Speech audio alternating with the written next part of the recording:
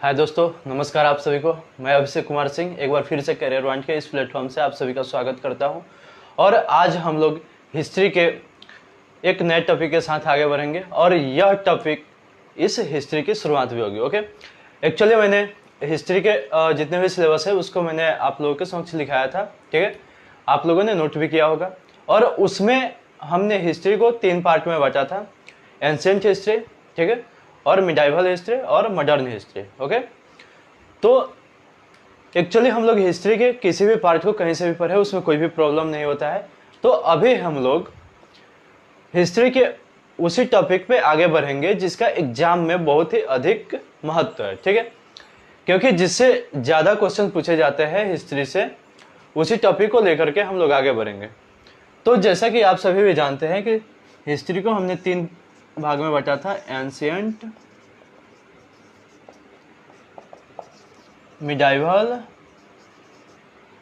And modern, ठीक है दोस्तों। यदि आप लोगों ने किसी भी एग्जाम का प्रीवियस ईयर क्वेश्चन देखा होगा तो आप लोगों ने पाया होगा कि हिस्ट्री से सर्वाधिक क्वेश्चंस मॉडर्न इंडिया से ही पूछा जाता है, ठीक है, और मॉडर्न इंडिया में भी सबसे अधिक क्वेश्चन फ्रीडम स्ट्रगल से पूछा जाता है। तो सबसे पहले हम लोग मॉडर्न इंडिया को कवर करेंगे, उसके बाद एंशिएंट हिस्ट्री को और उसके बाद मिडाइवल को, ठीक है दोस्तों। तो हम लोग आज मॉडर्न इंडियन हिस्ट्री की शुरुआत करेंगे, ठीक है। चलिए आगे बढ़ते हैं हम लोग।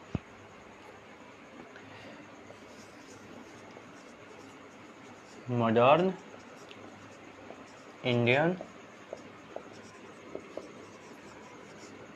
हिस्ट्री, ठीक है दोस्तों। मैं मॉडर्न इंडियन हिस्ट्री से संबंधित आप लोगों के जितने भी डाउट होंगे उन सभी को मैं क्लियर करूंगा, ठीक है। आप लोग इससे या इसको लेकर के किसी भी संदेह में मत रहिएगा कि हमारा इससे किसी भी प्रकार का क्वेश्चन छूटेगा। ऐसा बिल्कुल नहीं होने वाला है। हमारे द्वारा या हमारे प्लेटफॉर्म द्वारा यही प्रयास रहा है या यही प्रयास रहेगा कि आप लोग हम लोगों से जितना कुछ भी हासिल करें वह आपके लिए बेहद महत्वपूर्ण साबित हो, ठीक है। आप लोगों को अधूरा छोड़ना हम लोगों का कतई उद्देश्य नहीं है। आप लोगों का जो सफलता हो वही हम लोगों की पहचान है, ठीक है। तो हम लोग अपने पहचान को कायम करने के लिए आप लोगों की सफलता पे ही जोर देना चाहेंगे। तो आप लोगों को जितने भी मटेरियल यहाँ पे दिए जाएंगे या जितने भी पीडीएफ फाइल आप लोगों को प्रोवाइड किए जाएंगे उसमें दी गई सभी प्रकार की जानकारियां आप लोगों के लिए बेहद महत्वपूर्ण साबित होंगे और वे बिल्कुल यथार्थ एवं फैक्टफुल होंगे, ठीक है। तो इसलिए आप लोग एक नई ऊर्जा और उत्साह के साथ हमारे साथ जुड़े रहे, ठीक है, और हमारे चैनल पे विश्वास करते हुए आगे बढ़े। ऐसा ना सोचे कि ये जो फ्री बैचेज आप लोगों को दी जा रही है तो इसका गलत अर्थ है, ठीक है। ये आप लोगों की सुविधा के लिए, ठीक है, आप लोगों के लिए हम लोगों द्वारा एक सफल प्रयास किया जा रहा है, ठीक है, और इसमें हम लोगों को आपका साथ भी चाहिए। ओके, तो आप लोग मेरे द्वारा यहाँ पे जितनी भी जानकारियाँ दी जा रही है, ठीक है, मेरे द्वारा इस टॉपिक से संबंधित जितने भी तथ्य आप लोगों को बताया जा रहा है, कृपया करके आप लोग इसे नोट करते रहें, क्योंकि लेक्चर को देखने के बाद जब भी आप लोग के माइंड में आए इससे संबंधित किसी भी प्रकार के तथ्य तो उस समय आप लोग अपने कॉपी से देख सके या आप लोगों के रिवीजन में इससे मदद मिल सके। ओके, तो चलिए इसकी शुरुआत करते हैं हम लोग। मॉडर्न इंडियन हिस्ट्री में हमने पहला टॉपिक लिखाया था भारत में यूरोपियों का आगमन, ठीक है दोस्तों। परंतु जब हम लोग भारत में यूरोपियन का आगमन देखेंगे, ठीक है, उन व्यापारियों के विषय में कुछ इससे संबंधित तथ्य देखेंगे तो हम लोगों को उत्तर मुगल कालीन सम्राट के विषय में भी वहां पे चर्चा मिलेगी, ठीक है। तो यदि हम लोग उसको पहले ही जान लेंगे तो इसमें हमें किसी भी प्रकार की परेशानी नहीं होगी। और हमारा उद्देश्य भी यही रहता है कि मैं आप लोगों को जितनी भी सारी जानकारियां दूं आप लोगों को स्पष्ट समझ में आ जाए, ठीक है, आप लोग उसको लेकर के किसी भी डाउट में न रहे। ओके, तो मॉडर्न इंडियन हिस्ट्री शुरू करने से पहले इसके जस्ट पहले वाला टॉपिक यानी मिडाइवल हिस्ट्री का अंतिम जो टॉपिक था, उत्तर मुगल कालीन साम्राज्य, ठीक है, या मुगल साम्राज्य का पतन। ओके, तो सबसे पहले हम लोग इसी टॉपिक को देखेंगे, उसके बाद हम लोग आगे बढ़ते हुए भारत में यूरोपियों के आगमन को देखेंगे। ओके, तो चलिए हम लोग आज के नए टॉपिक की शुरुआत करते हैं। ओके,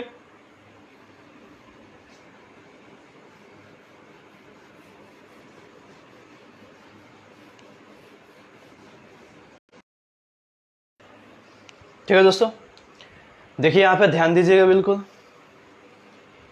हमारा आज का टॉपिक है मुगल साम्राज्य का पतन। ओके दोस्तों, या उत्तर मुगल कालीन सम्राट। ओके दोस्तों, चलिए इसे देख लेते हैं।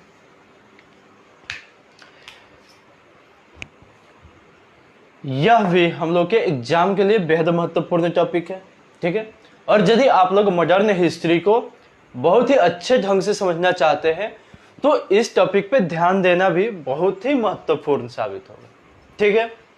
चलिए इसके शुरुआत हम लोग बिल्कुल शुरू से करते हैं, ताकि यदि आप लोगों का लेवल बिल्कुल जीरो हो फिर भी आप लोगों को इसे समझने में किसी प्रकार की कठिनाई ना हो, ठीक।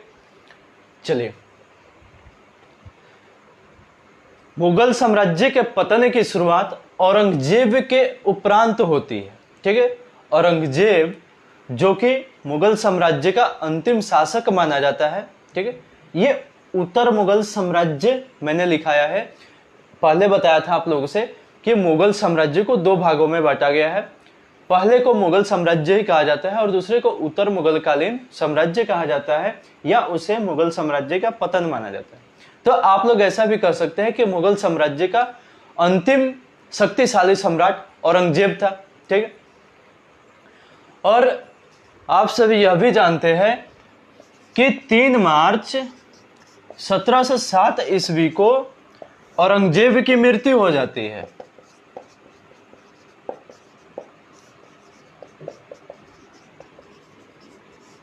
ठीक है दोस्तों।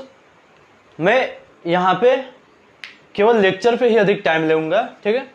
और इसका जो भी पीडीएफ फाइल होगा वो आप लोगों को हमारे गूगल साइट careervant.com पे प्रोवाइड करा दिया जाएगा, तो आप लोगों को लिखने में भी ज्यादा परेशानी नहीं होगी। आप लोग केवल मेरी बातों को सुने और मेरे लेक्चर पे ध्यान दें, आप लोगों के सारे डाउट इसी से दूर हो जाएंगे, ठीक है।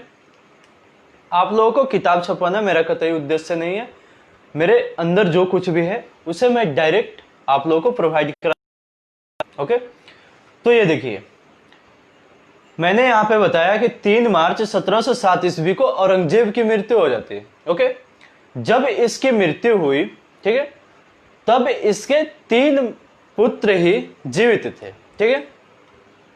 जब इसकी मृत्यु हुई उस समय औरंगजेब के 3 पुत्र ही जीवित थे, जिनमें से पहला था मुअज्जम, दूसरा था आजम और तीसरा था कामबख्श, ठीक है दोस्त। हालांकि औरंगजेब के कुल 5 पुत्र थे, ठीक है। एक था मोहम्मद अकबर, दूसरा था मोहम्मद सुल्तान, तीसरा था मुअज्जम, चौथा था आजम और 5वां था कामबख्श, ठीक है। लेकिन क्या था कि जब औरंगजेब सत्ता में था, ठीक है, यानी औरंगजेब जब राजा था, तभी मोहम्मद अकबर एवं मोहम्मद सुल्तान द्वारा औरंगजेब की नीतियों के विरुद्ध विद्रोह छेड़ दिया गया था, ठीक है। और वह विद्रोह 1681 ईस्वी में संभाजी के समर्थन से किया गया था। जैसे ही औरंगजेब को इस बात का पता चला, उसने मराठा साम्राज्य की ओर कूच किया था, ठीक है, और वहां जाकर के संभाजी को पराजित भी किया था और उन्हें बंदी बना करके 1689 ईस्वी में ला करके कैदखाने में डाल दिया गया था। और वहां से मोहम्मद अकबर भाग करके अफगानिस्तान चला गया था। ओके, तो जब औरंगजेब मरा उस समय तक मोहम्मद अकबर और मोहम्मद सुल्तान दोनों की मृत्यु हो चुकी थी। उसके 3 मात्र पुत्र मुअज्जम, आजम और कामबख्श जीवित थे। ओके, और चूंकि हम लोग सभी जानते हैं कि औरंगजेब मुगल साम्राज्य का अंतिम शक्तिशाली सम्राट था, ठीक है, और ऐसा था भी क्योंकि औरंगजेब के इस समय में मुगल साम्राज्य के अधीन सर्वाधिक 21 सूबे आते थे। सूबा मतलब प्रांत, ठीक है, जिसमें से एक प्रांत अफगानिस्तान में हुआ करता था। अफगानिस्तान यानी भारत के उत्तर के इलाके में, ठीक है, और 14 जो उसका सूबा था वह उत्तर भारत में, और 6 सूबा जो था वह दक्षिण भारत में पड़ता था, ठीक है। यहाँ पे मेरे बातों पर ध्यान दीजिएगा। जो 6 सूबा दक्षिण भारत में थे वे थे, पहला था अहमदनगर, ठीक है, दूसरा था बरार, तीसरा था तेलंगाना, चौथा था हैदराबाद जिसे कुंडा साम्राज्य भी कहा जाता था, ठीक है, और 5वां था बीजापुर, और 6ठा था खानदेश, ठीक है। यानी एक उसका सूबा था अफगानिस्तान में, 14 सूबे उत्तर भारत में थे और 6 सूबे दक्षिण भारत में स्थित थे, ठीक है। और जो मुअज्जम था वह अफगानिस्तान में जो सूबा था उसका प्रधान था, ठीक है, यानी अफगानिस्तान का शासक था मुअज्जम, और आजम जो था यह गुजरात का शासक था, जबकि कामबख्श बीजापुर का शासक था, ठीक है। यह जो स्थिति मैंने बताई है यह औरंगजेब की मृत्यु के समय में बताई, ठीक। यानी जब औरंगजेब की मृत्यु होती है उस समय मुअज्जम अफगानिस्तान का शासक रहता है, आजम गुजरात का शासक रहता है और कामबख्श बीजापुर का शासक रहता है। और औरंगजेब की जो मृत्यु है वह अहमदनगर में हुई थी, ठीक है, अहमदनगर महाराष्ट्र में, ठीक है। यदि इन तीनों के साम्राज्य को देखा जाए, ठीक है, यदि इन तीनों के अधीन सूबा को देखा जाए तो उसमें आजम ही अहमदनगर के सबसे निकट था, ठीक है। यानी ये जो तीनों भाई थे इनमें से आजम जो गुजरात का सूबेदार था, ठीक है, वही अहमदनगर के सबसे करीब हुआ करता था। यही कारण था कि जैसे ही औरंगजेब की मृत्यु की खबर इसको मिली वह अहमदनगर की ओर कूच किया, ठीक है, और वहां जाकर के औरंगजेब के वजीर असद खां, जो कि सर्वाधिक 31 वर्षों तक वजीर के पद पर रहने का रिकॉर्ड स्थापित किया है, ठीक है, उसी के सहयोग से औरंगजेब को खुलदाबाद में दफना दिया गया, ठीक है। अर्थात यहां से औरंगजेब को दफना दिया जाता है। और जैसे ही मृत्यु की खबर चली थी, यानी औरंगजेब की मृत्यु की खबर मिली थी मुअज्जम को, वह अफगानिस्तान से दिल्ली की ओर कूच किया था, ठीक है, क्योंकि उसे डर था कि तीनों भाइयों में मैं बड़ा हूं, परंतु आजम औरंगजेब के सबसे करीबी है, तो यदि मैं थोड़ी सी भी देरी करूंगा, यहाँ पे थोड़ा सा भी लेट करूंगा, तो जो मुगल साम्राज्य की सत्ता है वह मेरे हाथों से निकल जाएगी। इसी डर से ये जो मुअज्जम था यह अफगानिस्तान से तुरंत दिल्ली की ओर कूच किया। वह अहमदनगर जाकर के और आजम के कार्यों में हाथ बटाने की नहीं सोचा, वह सत्ता को अपना प्रमुख केंद्र बनाया और उसी के लालच में दिल्ली की ओर कूच किया। और आगरा में जाकर के वह बहादुर शाह प्रथम के नाम से स्वयं को मुगल बादशाह घोषित कर दिया। देखिए यह बहुत ही घिनौनी हरकत थी मुअज्जम के द्वारा, क्योंकि औरंगजेब की चाहत थी कि आजम ही मुगल साम्राज्य की सत्ता को संभाले, ठीक है, मगर मुअज्जम ऐसा नहीं चाहता था। वह अपने को औरंगजेब का योग्य उत्तराधिकारी समझता था, ठीक है, और इसका हकदार भी अपने आप को ही समझता था। वह नहीं चाहता था कि मुगल साम्राज्य की जो गद्दी है वह किसी और को मिले, ओके, यानी थोड़ी अधिक बेईमानी थी इसमें। तो मुअज्जम द्वारा बादशाह बनने की खबर जैसे ही आजम खां को पता चली, अब इससे रहा नहीं गया, ठीक है, अब इसकी बर्दाश्त की जो सीमा चुकी थी। अब इसने क्या किया कि असद खां को अपने पक्ष में लिया, ठीक है, और वहां से आगरा की ओर कूच कर दिया। और जब यह आगरा की ओर कूच कर रहा था तो इसके साथ बहुत ही विशाल सेना थी, ठीक है। पर मुअज्जम जो था यह भी समझता था कि मैंने यहाँ पे अपने भाइयों के समर्थन के बिना ही अपने आप को मुगल बादशाह घोषित किया है, तो हमारे जो भाई है इतने भी हमसे सौहार्द नहीं रखते हैं, वे हमसे इसका बदला अवश्य लेंगे, वे हम पर चढ़ाई करेंगे, हम पे आक्रमण करेंगे और हमें मुगल बादशाह पद से हटाने की चेष्टा भी करेंगे। ओके, तो मुअज्जम भी अपनी पूर्ण तैयारी में था, ठीक है। वह जानता था कि हमारे भाई यहाँ पे जरूर आएंगे और हमें यहाँ हटाने की कोशिश करेंगे। अब क्या हुआ कि जैसे ही आजम खां आगरा की ओर जाता है तो 1707 ईस्वी में ही सामूगढ़ का जो किला है, सामूगढ़ किले के समीप, ठीक है, जज्जाओ नामक स्थान पर, जज्जाओ नामक स्थान पर, ठीक है दोस्तों।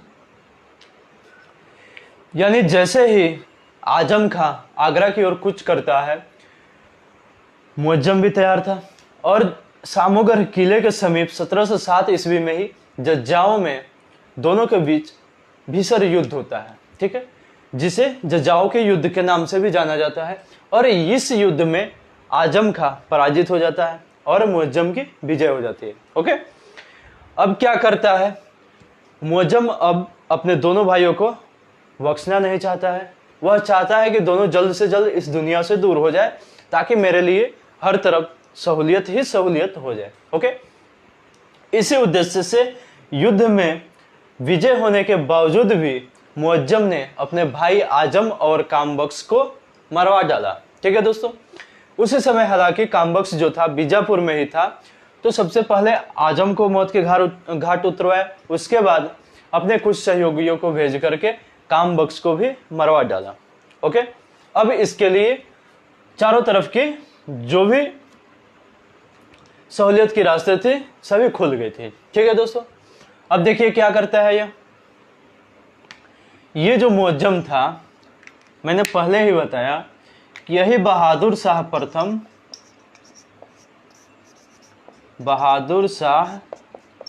प्रथम के नाम से मुगल बादशाह बना, ठीक है दोस्तों।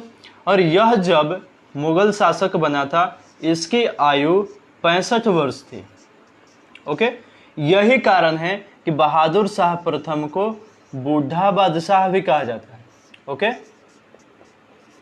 यही कारण है कि बहादुर शाह प्रथम को बूढ़ा बादशाह भी कहा जाता है।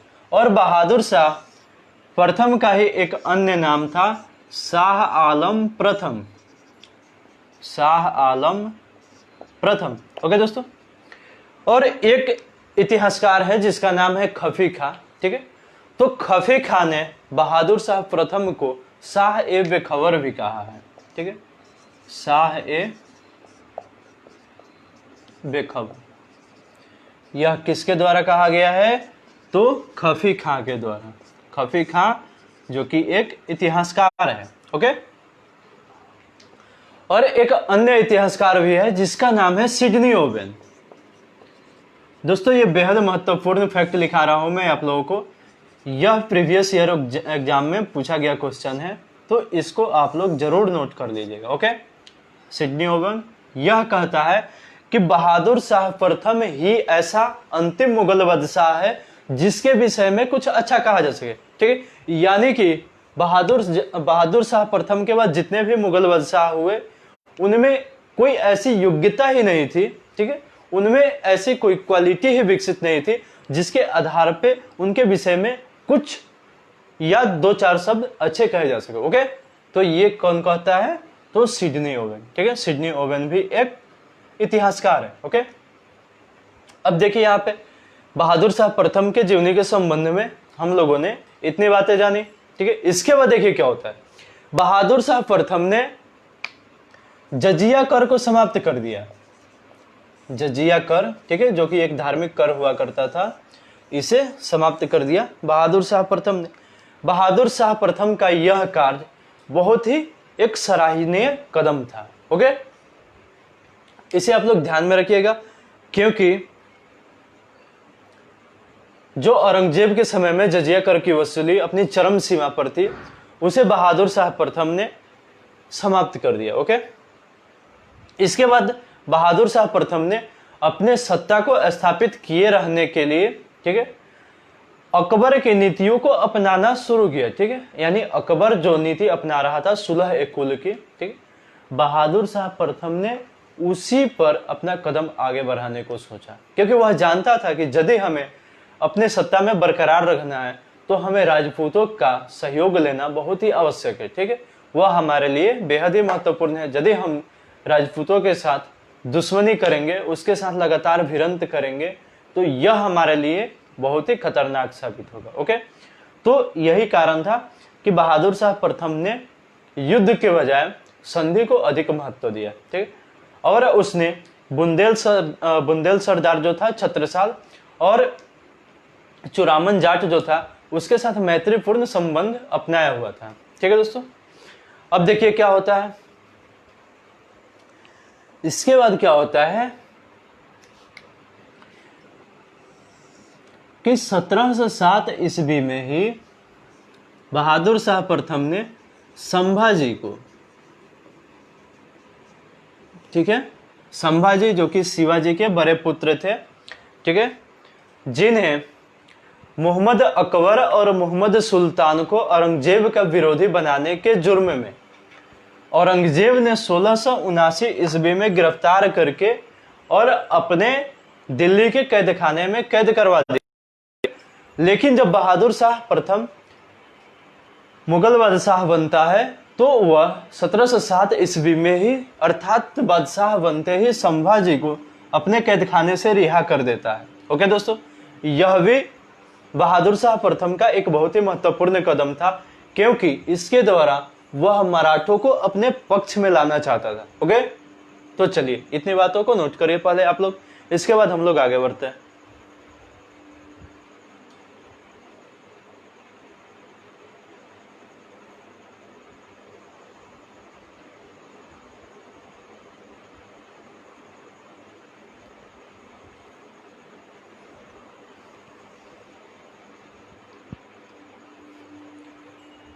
चलिए दोस्तों, ज्यादा समय नहीं लेंगे, हम लोग आगे बढ़ते हैं।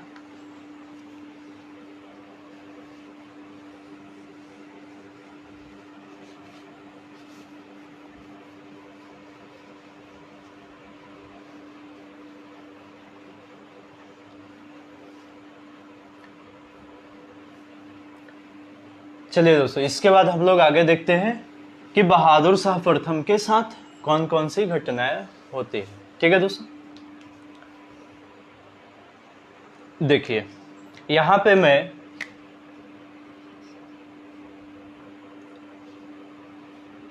दो राज्य का नाम लिख दे रहा हूं, ठीक है, मारवाड़, और एक लिख दे रहा हूं आमेर। ठीक है दोस्तों, कोई परेशानी नहीं आप लोगों को।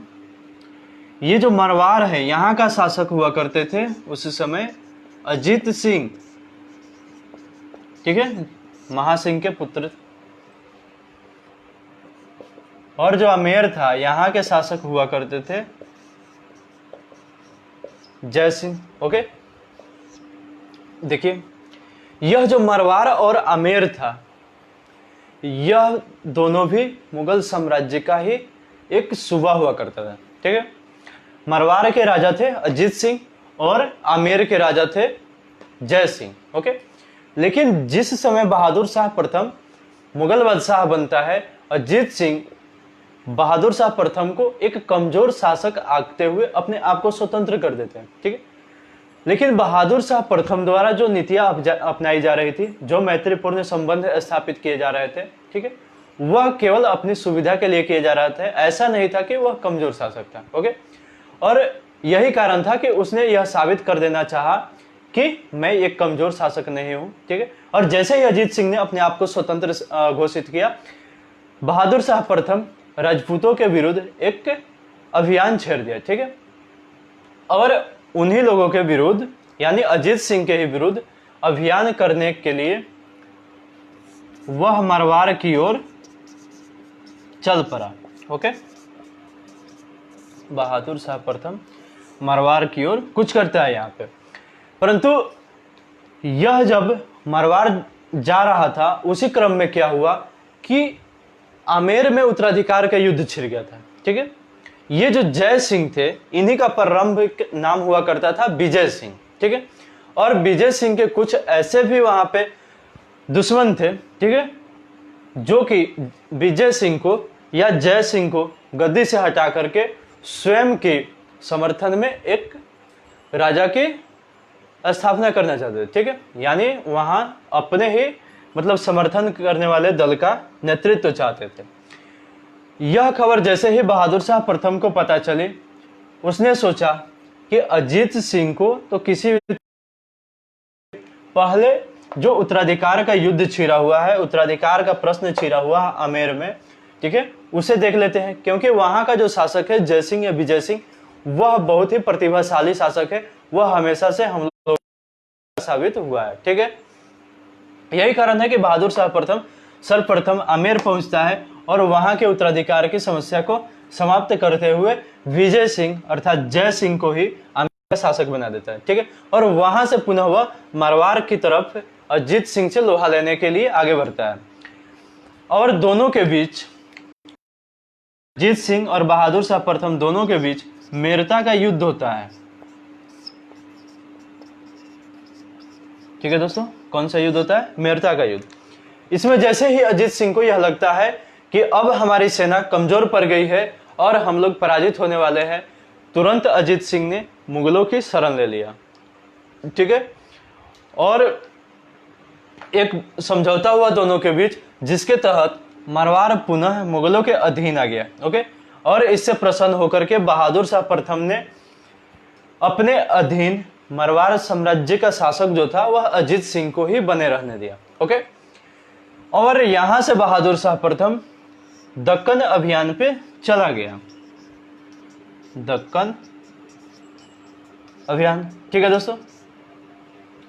अब देखिए, आज जैसे जमाना तो था नहीं पहले, जैसे ये मान लीजिए भारत हुआ तो कोई भी शासक, सॉरी ये थोड़ा दूसरा ही फिगर बन गया, यहां समझाने के लिए मैं मान लीजिए यहां भारत का फिगर बना दिया। ठीक है, तो पहले कोई भी शासक अभियान पे जाते थे, पहले ट्रांसपोर्ट का तो कोई सुविधा था नहीं, वह घुड़सवारी द्वारा निकलते थे, कुछ सैनिक उनके पैदल यात्री की तरह भी होते थे। ठीक है, वह निकलते थे और ऐसे अभियान करते हुए वापस लौटते थे।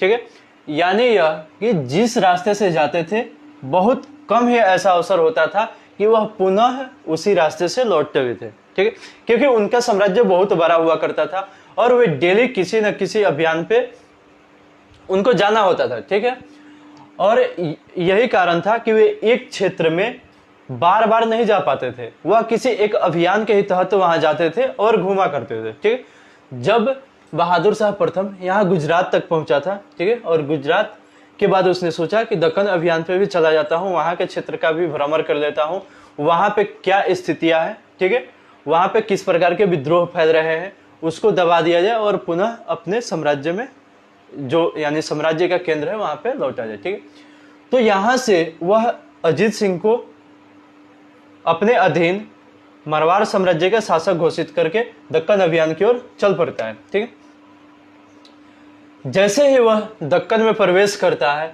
ये जो अजीत सिंह था अपने आप को स्वतंत्र घोषित कर देता है। ठीक है, यानी फिर वही वाली हरकत, परंतु इसका खबर यह फैलने नहीं देता है बाहर में, और उस समय कोई टेलीफोन की सुविधा तो थी नहीं कि किसी द्वारा बात करके बहादुर शाह प्रथम को इन्फॉर्म कर दिया जाए। ओके, तो यहां से क्या होता है कि अजीत सिंह स्वयं को स्वतंत्र घोषित कर देता है, और इतना ही नहीं, अपने विश्वास पात्र मंत्री दुर्गादास की मदद से जय सिंह को भी पराजित करता है और आमेर पर भी अधिकार कर लेता है। यह बहुत बड़ी चाल थी अजीत सिंह की। ओके, यहां पे हम लोगों ने देखा बहादुर शाह प्रथम ने अपने अभियान में सफलता हासिल किया, परंतु वह सफलता अस्थायी नहीं रही, क्योंकि अजीत सिंह ने इसके दक्कन अभियान पे जाते ही स्वयं को स्वतंत्र घोषित कर दिया और साथ ही साथ मुगल साम्राज्य का एक अन्य स्वतंत्र सूबा जो कि आमेर हुआ करता था, वहां के शासक जय सिंह को पराजित करके आमेर पर भी अधिकार कर लिया। ओके दोस्तों, अब देखिए क्या होता है।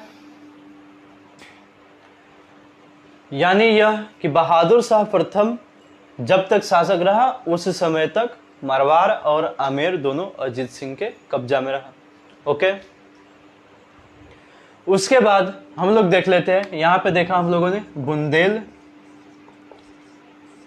ठीक है, उसके बाद देखा हम लोग जाट, ठीक है, उसके बाद हम लोगों ने देखा मराठा, ठीक है, उसके बाद हम लोगों ने देखा राजपूत, ठीक है दोस्तों, इसके बाद हम लोग देखेंगे सिख। अर्थात यह कि हम लोगों ने देखा कि बुंदेल, जाट, मराठा और राजपूतों के साथ बहादुर शाह प्रथम ने किस प्रकार के संबंध को कायम रखा। ओके, अब हम लोग देखेंगे कि सिख जो साम्राज्य था उसके साथ में बहादुर शाह प्रथम का क्या संबंध रहा, ठीक है, उसके विषय में अब हम लोग देखेंगे। ओके, चलिए आगे बढ़ते हैं। यहां पे देखिए, जब तक गुरु गोविंद सिंह जिंदा थे, गुरु गोविंद सिंह, तब तक सिखों के साथ जो संबंध था बहादुर शाह प्रथम का वह बहुत ही यानी बेहद ही मैत्रीपूर्ण था, ठीक है, यानी उन दोनों में किसी भी प्रकार की दुश्मनी नहीं थी, क्योंकि बहादुर शाह प्रथम ने गुरु गोविंद सिंह की बहुत सारी बातों को मान लिया था। यही कारण है कि गुरु गोविंद सिंह ने भी सिखों को मुगलों के साथ शांतिपूर्ण संबंध रखने की हिदायत दी थी, ठीक। परंतु जैसे ही गुरु गोविंद सिंह की मृत्यु हुई, सिख सेनाओं का नेतृत्व बंदा बहादुर के हाथों में आ गया। ओके, बंदा बहादुर आप लोगों ने सुना ही होगा, ठीक है, बहुत ही महत्वपूर्ण रोल है इनका सिख साम्राज्य में, ठीक है। जब हम लोग सिख साम्राज्य को सेपरेट ढंग से पढ़ेंगे उसमें हम लोग इनके जीवनी एवं इनके कार्यों पे विशेष ध्यान देंगे। ओके, तो यहाँ पे केवल हम लोग इनकी भूमिका को देखेंगे बहादुर शाह प्रथम के साथ, ठीक है। यानी जैसे ही गुरु गोविंद सिंह की मृत्यु होती है, सिख सेना का नेतृत्व बंदा बहादुर के हाथों में चला आता है और यहीं से मुगल एवं सिख दोनों के जो संबंध थे उसमें खटापन उत्पन्न होता है, ठीक है, यानी दोनों के बीच अब थोड़ा थोड़ा दरार पड़ने लगता है। और 1710 ईस्वी में क्या होता है कि बंदा बहादुर जो था इसने सरहिंद पर अटैक कर दिया। सरहिंद, ठीक है, यह जो सरहिंद था यह पंजाब सूबा में हुआ करता था और पंजाब का सूबेदार उस समय था वजीर खां, ठीक है दोस्तों। और बंदा बहादुर द्वारा वजीर खां को पराजित किया जाता है और सरहिंद पर अधिकार कर लिया जाता है। अब देखिए, पंजाब का जो सूबेदार था यानी बहादुर शाह प्रथम का जो प्रतिनिधि था जो पंजाब पे शासक कर रहा था, वह बंदा बहादुर द्वारा पराजित हो जाता है। अब बंदा बहादुर द्वारा पराजित होने के बाद वजीर खां वहां से भाग निकलता है, ठीक है। जब यह खबर पता चलती है बहादुर शाह प्रथम को, बंदा बहादुर से बदला लेने की सोचता है और इसी उद्देश्य से उसने बंदा बहादुर के खिलाफ एक अभियान छेड़ देता है 1712 ईस्वी में, ठीक है, यानी 1712 ईस्वी में बहादुर शाह प्रथम ने बंदा बहादुर के विरुद्ध एक सैन्य अभियान छेड़ दिया, ठीक। और इसी सैन्य अभियान के द्वारा लौहगढ़ का युद्ध होता है, लौहगढ़ का युद्ध होता है 1712 ईस्वी में, ठीक है। और इस युद्ध में बंदा बहादुर पराजित होता है।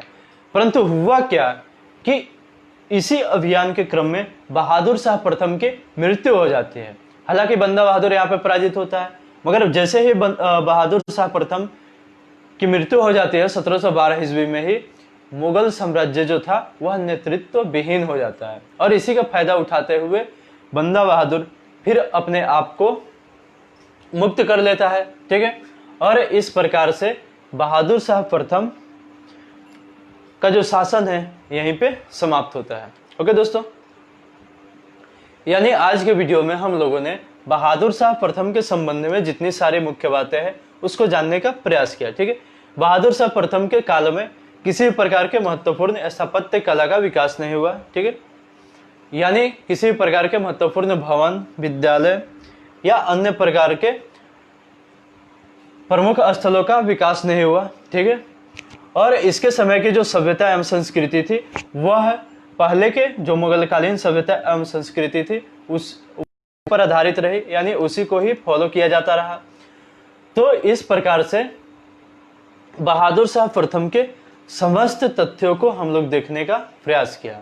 ठीक है, तो मैं यहाँ पे इतनी सारे बातें बता दी आप लोगों को, और इसके बाद हम लोग कल के वीडियो में देखेंगे कि जो बहादुर शाह प्रथम के 4 पुत्र थे, जहादर शाह, जहान शाह, अजीम उस्सान एवं रफी उस्सान। ठीक है, तो उन लोगों में किस प्रकार उत्तराधिकार का युद्ध चलता है। ठीक है, उन लोगों में से कौन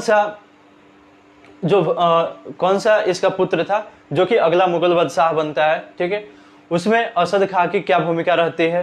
ठीक है, उसके बाद हम लोग देखेंगे कि सैयद बंधुआ द्वारा किस प्रकार से शासक निर्माता के रूप में कार्य किया जाता है। इन सभी तथ्यों के साथ फिर हम आप लोगों के साथ कल मिलेंगे। ठीक है, आज के लिए बस इतना ही, और इसी के साथ मैं आप लोगों से विदा लेना चाहता हूँ। धन्यवाद, जय हिंद।